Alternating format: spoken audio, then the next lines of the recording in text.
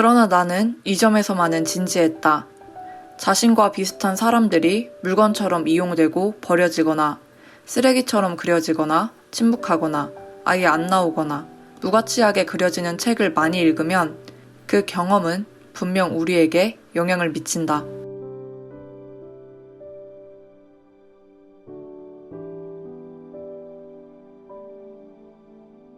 오늘의 책은 리베카 솔릿의 여자들은 자꾸 같은 질문을 받는다입니다.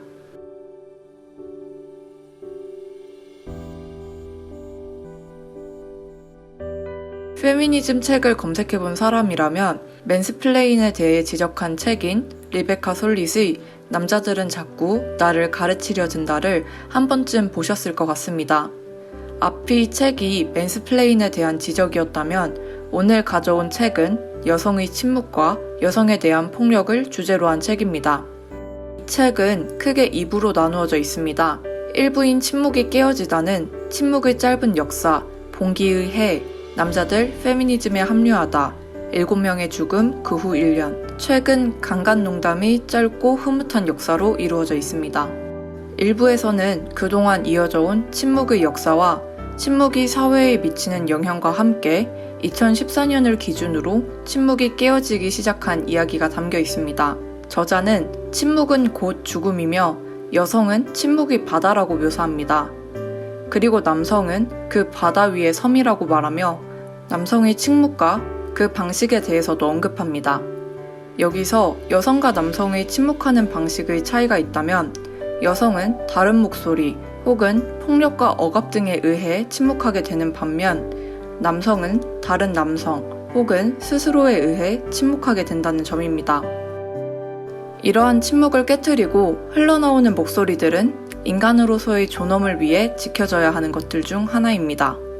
저자는 2014년을 봉기의 해라고 여성과 페미니즘의 분수령이라고 말합니다. 2014년 이후 침묵의 균열이 발생하고 이 틈새로 여성의 목소리가 세상에 나옵니다. 이 목소리는 어느 때는 해시태그로 또 어느 때는 성범죄에 대한 고발 등으로 세상에 울려 퍼지게 됩니다. 이러한 목소리들에 대한 자세한 설명과 이로 인해 달라진 변화들은 책을 통해 확인하시기를 권하며 1부에서 인상적인 부분을 살펴보도록 하겠습니다. 우리는 화산이다. 어슐러 K. 르기는 이렇게 말했다. 우리 여자들이 우리의 경험을 우리의 진실로, 인간의 진실로 내놓으면 모든 지도가 바뀐다. 새로운 산맥들이 생긴다. 침묵의 역사는 여성의 역사에서 핵심적인 문제다. 그리고 많은 사람들은 자신의 편안함이 지켜져야 할 권리라도 되는 것처럼 말한다.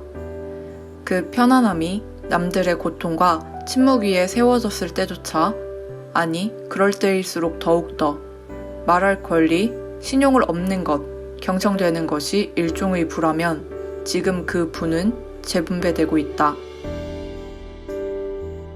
가끔 나는 포르노란 남성의 특권을 더욱더 강화하고 여성이 획득한 힘에 대한 복수 행위를 심없이 상연함으로써 남자들에게 보상을 안기는 평행우주가 아닐까 하고 생각한다. 남성 페미니스트들은 아마 이렇게 말하고 있는지도 모른다. 마침내 남자들은 책임을 지게 될 테고 그 사실이 그들을 두렵게 만들고 있다고. 두려워하는 게 남자들에게도 좋을 것이다. 적어도 책임을 지는 게.